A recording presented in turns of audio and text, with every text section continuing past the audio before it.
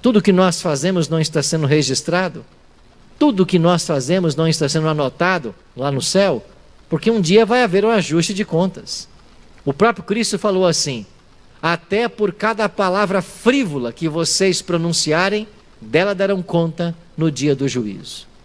Nós vamos dar conta de cada palavra, de cada pensamento, de cada ação, ato. Tudo vai ser dado conta. Então o rei da parábola é o próprio Cristo. E esse rei um dia fez o acerto com os servos e trouxeram até ele um que devia quanto? 10.000 talentos. Bom, a gente quando lê a Bíblia tem que trazer para os nossos dias, né, e contextualizar. Os servos somos nós que vamos prestar conta ao rei, o rei é Cristo, e a dívida, 10.000 talentos. Então o servo, prostrando-se reverente, rogou: sê paciente comigo e tudo te pagarei. Olha nós diante de Cristo. Eu estou devendo 10.000 talentos, mas eu vou pagar. Tenha paciência comigo, rei. Eu vou trabalhar e eu vou pagar tudo o que eu devo. Era sincero essa confissão? Bom, deixa você olhar aqui para a dívida e você vai entender. 10.000 talentos significam cerca de 215 toneladas de prata. Se nós transformássemos isso em dinheiro nos dias de Cristo, daria para pagar 10.000 trabalhadores por 18 anos. Então, durante 18 anos, 10.000 pessoas trabalhando, você gastaria 10.000 talentos. Aí eu pergunto para você: algum ser humano conseguiria trabalhar para pagar esse valor?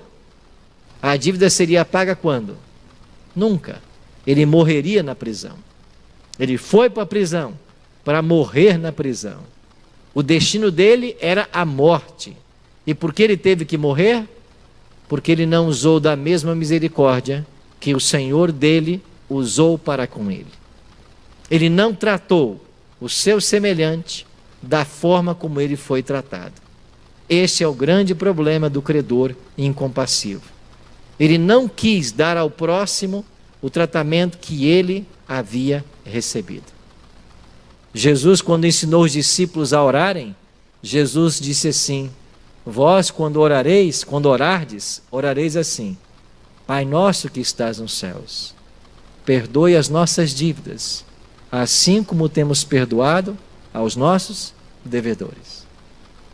Você percebe o tempo verbal da oração? Deus, perdoe a minha dívida, assim como eu tenho perdoado. É um verbo que indica ação contínua. Eu tenho perdoado. Então, se nós esperamos de alguma maneira o perdão divino, uma condição para ele é o perdão ao próximo.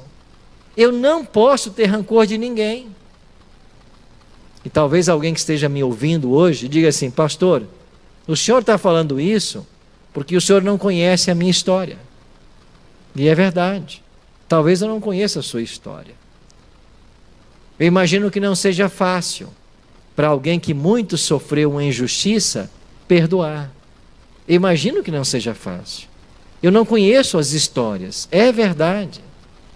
Eu imagino que não seja fácil para uma garota que foi abusada pelo próprio pai na infância, agora estender perdão para esse pai. Eu imagino que não seja fácil. Em ocasião fui procurada por uma jovem assim. E ela dizia: pastor, eu não consigo olhar no rosto de meu pai, por tudo aquilo que ele fez na infância comigo. E eu perguntei para ela: você quer ajuda? Ela disse: eu quero. Eu disse: se você quiser ser ajudada, você vai ter que confrontar seu pai com esta realidade. Você vai ter que confrontá-lo. Você vai ter que olhar nos olhos deles e dizer o que você sente. Ele vai ter que saber que você está consciente disso, de que isso não ficou na infância, não ficou no passado. E depois que ela concordou de tentar resolver o problema, eu chamei esse homem na minha casa. Eu tive uma longa conversa com ele.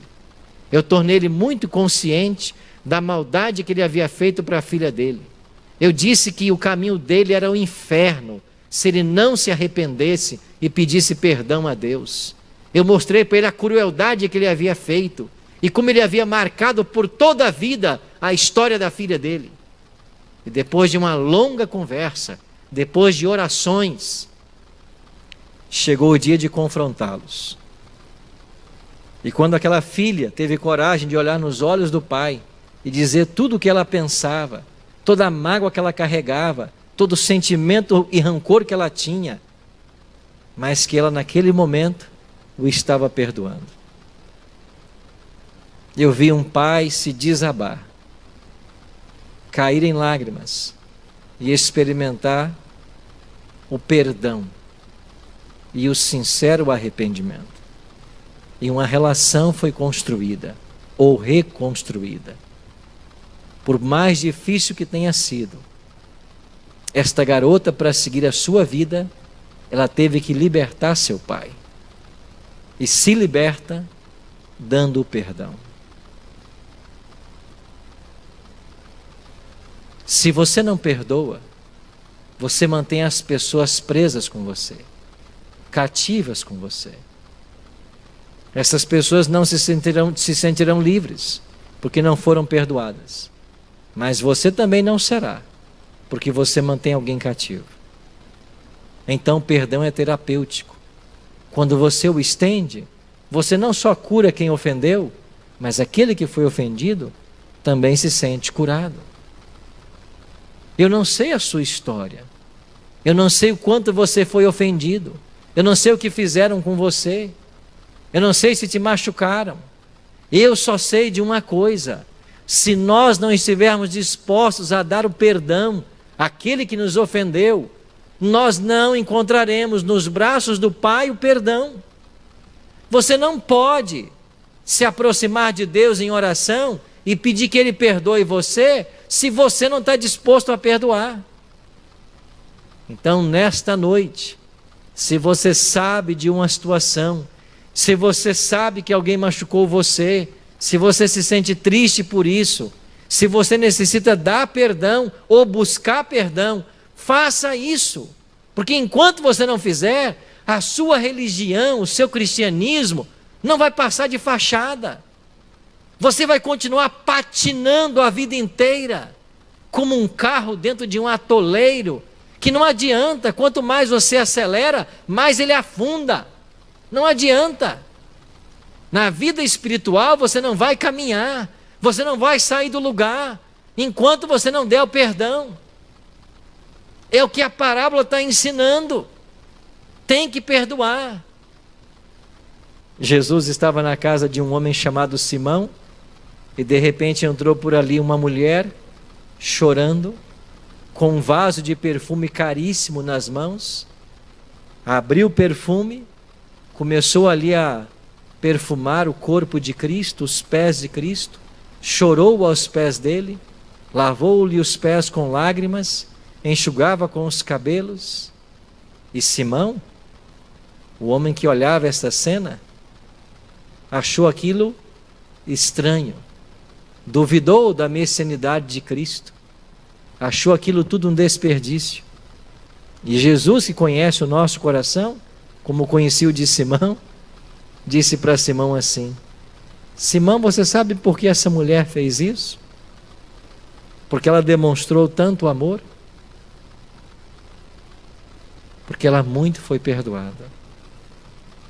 É por isso que ela demonstrou tanto amor. Porque essa mulher muito foi perdoada. Ela era uma grande pecadora. Simão sabia disso. Jesus também. Mas Cristo foi ao ponto.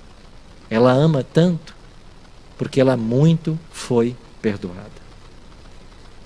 Quando você se encontrar por aí dentro da igreja, nos corredores da igreja, com pessoas amargas, com pessoas que não amam, com pessoas que não tratam bem os outros, se lembre de uma coisa: essa pessoa foi pouco perdoada.